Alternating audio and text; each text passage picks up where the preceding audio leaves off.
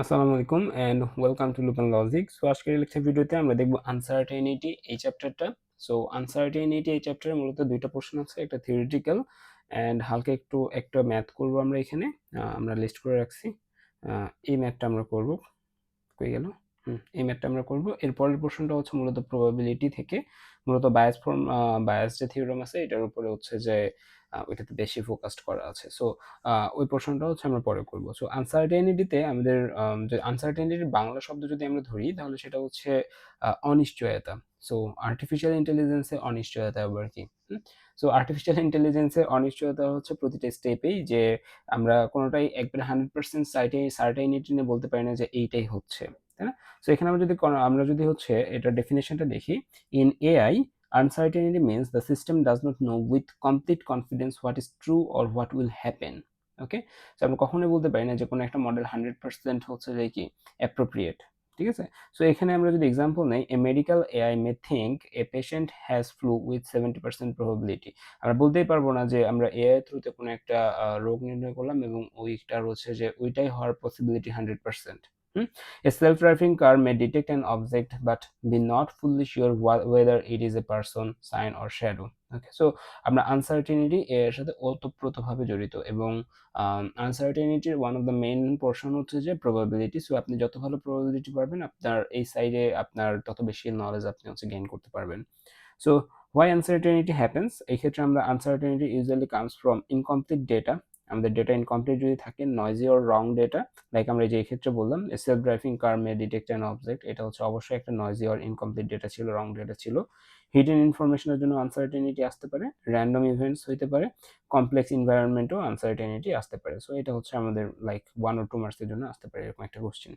Okay, different reasons for uncertainty in artificial intelligence. Again, ওইটাকে আরেকটু elaborate করছে, incomplete information, noisy or inaccurate data, ambiguity, dynamic environment, randomness and unpredictability. Okay, so আমরা এখন দেখি যে আমাদের আনসার্টেনিটি এআই এর ডিসিশন মেকিং কে কিভাবে হচ্ছে এফেক্ট করতেছে। সো অবশ্যই আপনার যদি হচ্ছে একটা রিয়েল ওয়ার্ল্ড ডেটা, যেটা আপনি ধরে নেন মেশিনকে ট্রেন করছেন, একটা মেশিন হচ্ছে এম, এই মেশিনকে আপনি ট্রেন করছেন, লেটস সে আপনি হচ্ছে একটা মেশিন বানাচ্ছেন যে মেশিনটা ক্যাট এবং ডগকে ক্লাসিফাই করতে পারে, অথবা একটা অবজেক্টকে ক্যাট বলবে কি বলবে না এটা ক্লাসিফাই করতে পারে। খুবই সিম্পল বাইনারি ক্লাসিফিকেশন, যে আপনি একে হচ্ছে ধরে নেন 10,000 ইমেজ দিচ্ছেন, একটা 10,000 ইমেজ দিচ্ছেন বিড়ালের, এখন আপনি মডেলকে বলছেন যে নতুন একটা ইমেজ দিয়ে এটা বিড়াল নাকি না এরকম বলছেন।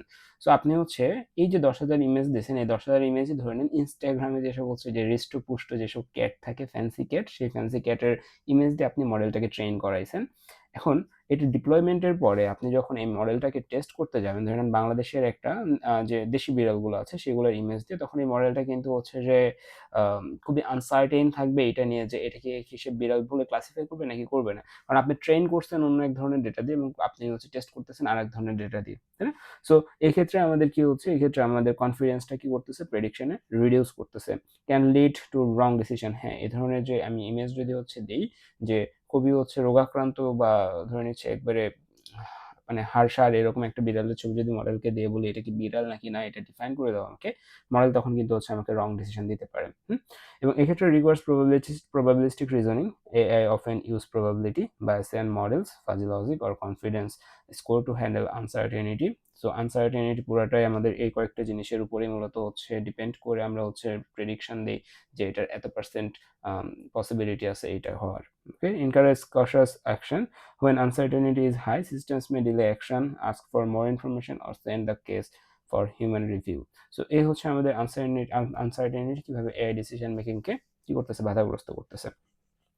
এরপরে যদি আমরা দেখি আমাদের একটা ইম্পর্টেন্ট পোর্শন আছে, এই ইম্পর্টেন্ট পোর্শনটা হচ্ছে কলমোগোরভস অ্যাক্সিওম অফ প্রবাবিলিটি। হ্যাঁ, সো এই বান্দাটা কি বলছে, আমরা এখন প্রবাবিলিটিতে এন্টার করতেছি। প্রবাবিলিটি আমরা হচ্ছে অলরেডি প্রবাবিলিটি কোর্সটা করে আসছি। সো প্রবাবিলিটি আমাদের যেটা হয় সেটা হচ্ছে এরকম যে আমরা বলি যে যে কোনো একটা ইভেন্ট ঘটার প্রবাবিলিটি 0 থেকে 1 এর ভিতরে মাস্ট বি থাকতে হবে। ওকে, একটা ইম্পসিবল যদি হচ্ছে ইভেন্ট হয়, লাইক আমি যদি একটা ছক্কার গুটি যেটা, একটা ডাইস যদি হচ্ছে আমি রোল করি, এই ক্ষেত্রে 7, এইটা 7 আসার হচ্ছে প্রবাবিলিটি কত এটা যদি বলি সেটা হবে হচ্ছে 0। এন্ড আমি যদি বলি 1 থেকে 1 থেকে 6, 1 2 3 5 1 2 3 4 5 6 এটা আসার প্রবাবিলিটি কত সেটা হচ্ছে 1।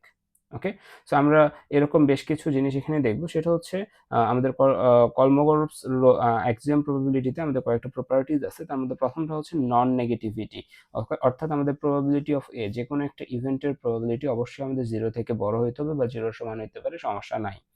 নর্মালাইজেশন, আমরা প্রবাবিলিটিকে হচ্ছে 0 থেকে 1 রেঞ্জের ভিতরে নিয়ে আসতেছি। The probability of the whole sample space is 1, পুরো ইভেন্টটাকে আমরা 1 ধরতেছি। This means total certainty 1।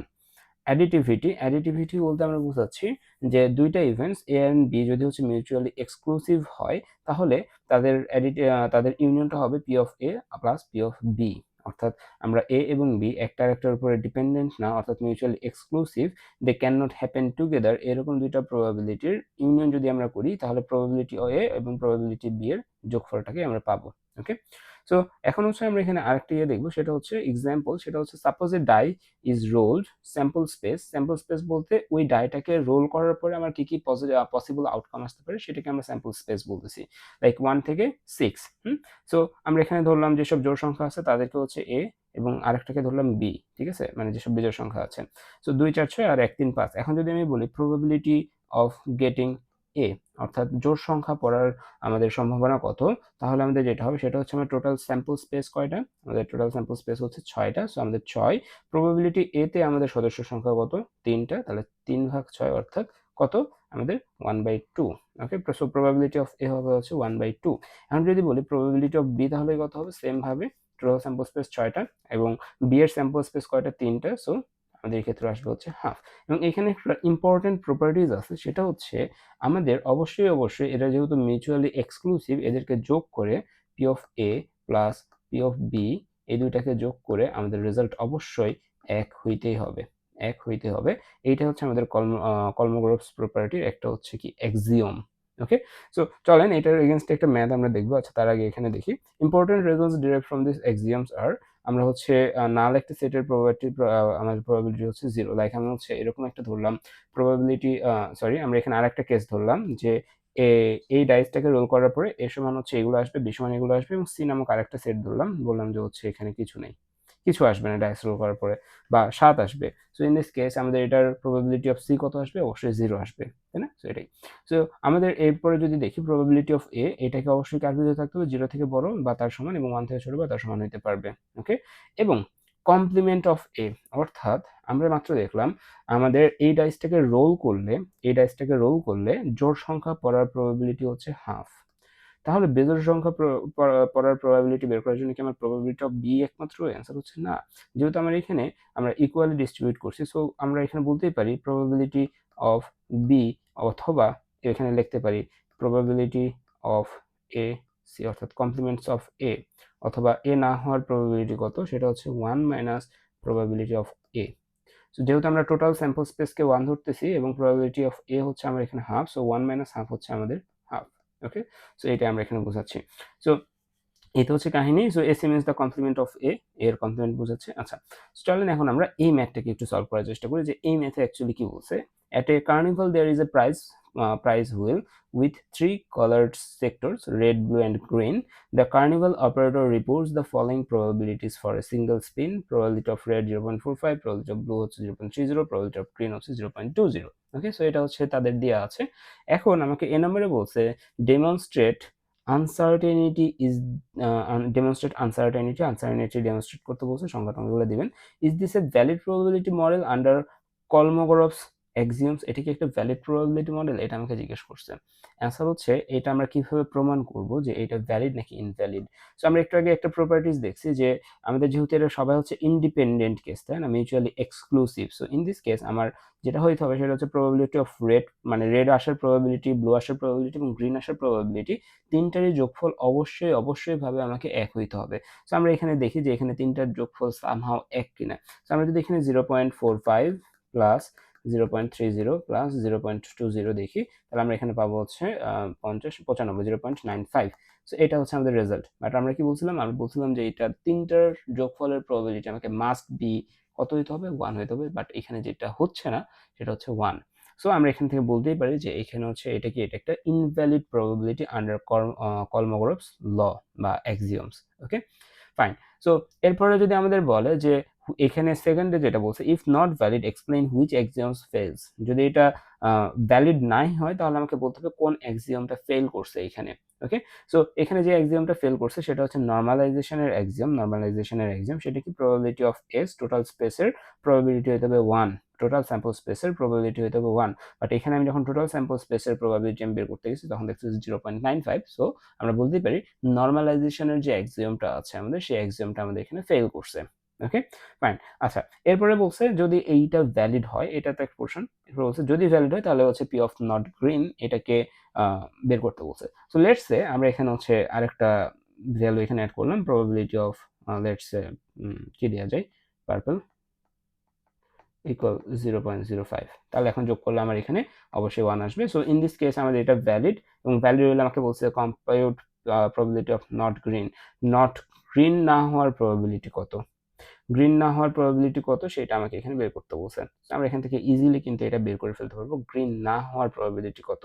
Okay, so আমাদের এখানে প্রবাবিলিটি অফ নট বিং গ্রিনের ইয়েটা কি হবে, যে প্রবাবিলিটি অফ গ্রিন কত সেটা আগে বের করতে হবে। প্রবাবিলিটি অফ গ্রিন হচ্ছে 0.20, সো প্রবাবিলিটি অফ জিসি বা এটার কমপ্লিমেন্ট হওয়ার ইয়েটা হচ্ছে 1 মাইনাস প্রবাবিলিটি অফ জি, অর্থাৎ না হওয়ার সম্ভাবনা হচ্ছে 1 মাইনাস প্রবাবিলিটি অফ জি, অর্থাৎ 1 মাইনাস 0.20, অর্থাৎ 0.8% চান্স হচ্ছে, মানে 80% ক্ষেত্রে এটা প্রবাবিলিটি অফ গ্রিন হবে না। ওকে, সো এটা আমাদের এখানে বের করতে বলছে, খুবই সিম্পল। আমাদের হচ্ছে এখানে প্রশ্নটা ছিল এবং এটার এগেইনস্টে 5 মার্কস ছিল। ওকে, সো এই প্রশ্নটা গেল। এখন হচ্ছে আমরা আসি বেসিক্স প্রবাবিলিটি কি বলতেছে, probability tells us how likely an event is to happen. So এগুলো আপনারা পারেন, সো এগুলো আমার সময় নষ্ট করার কোনো দরকার নাই। আমি যেটা করবো সেটা হচ্ছে এই যে এখানে আমাদের পুরো মোটামুটি 60টার মতো পেজ আছে, এবং সবগুলোতে ইন ডিটেইলড আমার এক্সাম্পল আছে। তো আমি যেটা করবো সেটা হচ্ছে এই স্লাইডটা আমি হচ্ছে ডেসক্রিপশন বক্সে দিয়ে দিব, এখান থেকে আপনারা যারা হচ্ছে প্রবাবিলিটিটা ভুলে গেছেন তারা এখান থেকে রিকল করতে পারেন, আমি আর এটা দেখাচ্ছি না। সো এখানে আমাদের এই যে বেসিক যেসব ইয়ে ছিল সেগুলো এতক্ষণ ধরে যা যা বকবক করলাম সেগুলোই আছে। প্রবাবিলিটি অফ এ টু মানে কমপ্লিমেন্ট অফ এ কি হবে, এ বার কি হবে। আচ্ছা, probability of A to the power C অর্থাৎ কমপ্লিমেন্ট অফ এ এবং প্রবাবিলিটি অফ এ বার দুইটা কিন্তু সেম। ওকে, দুইটা কিন্তু সেম, ফাইন। এরপর হচ্ছে অ্যাডিশনাল রুল আবার দুই প্রকার, যদি হচ্ছে দুইটা case probability of A and B যদি ইন্ডিপেন্ডেন্ট হয় তখন এক প্রকার, আর যদি ইনক্লুসিভ হয় তখন এক প্রকার। ঠিক আছে, সো এগুলো হচ্ছে একটু ভালো মতো দেখবেন যে এখানে মিউচুয়ালি এক্সক্লুসিভ হলে কি হচ্ছে, মিউচুয়ালি এক্সক্লুসিভ হইলে আমাদের probability of A plus probability of B হচ্ছে, আর মিউচুয়ালি ইনক্লুসিভ হইলে আমাদের তখন কি হচ্ছে, আমাদের এখানে তখন মাইনাস ওই ইনক্লুসিভ পার্টটা চলে যাচ্ছে, অর্থাৎ এই ক্ষেত্রে minus probability of A intersection B, অর্থাৎ এই পার্টটা তখন চলে যাচ্ছে। Okay, fine. এরপরে যদি আমরা দেখি মাল্টিপ্লিকেশন রুলের ক্ষেত্রেও same, probability of A into probability of B, general rule summary. So এখানে হচ্ছে সব রুলসগুলো আমার এখানে দেওয়া আছে, কি কি রুলস হচ্ছে, প্রবাবিলিটি অফ এ কি হবে, আমাদের এখানে যে এক্সামসগুলো দেওয়া আছে, এরপর হচ্ছে এটা দেওয়া আছে, এটা হচ্ছে আমাদের অ্যাডিশনের রুল, এটা মিউচুয়ালি ইনক্লুসিভের ক্ষেত্রে, মিউচুয়ালি এক্সক্লুসিভের ক্ষেত্রে হচ্ছে এটা, অ্যান্ড এ আর বি যদি ইন্ডিপেন্ডেন্ট হয় তখন আমাদের গুণফলটা হবে P of A intersection B equal P of A into P of B. Okay, so coin টসের ক্ষেত্রে এগুলো খুবই সিম্পল এক্সাম্পল থেকে হার্ড বেশ কিছু এক্সাম্পল দেওয়া আছে, সো এগুলো আপনারা দেখে নিলে আপনাদের মোটামুটি একটা আইডিয়া চলে আসবে যে এখান থেকে কি ধরনের প্রবাবিলিটি রিলেটেড কোশ্চেন হতে পারে। ওকে, সো আমি এদিকে আর সময় নষ্ট না করতেছি, যদি কারো সমস্যা থেকে অবশ্যই জানাবেন, আমি সলভ করে দেওয়ার চেষ্টা করবো। তো দেখা হচ্ছে পরবর্তী ভিডিওতে। আল্লাহ হাফেজ।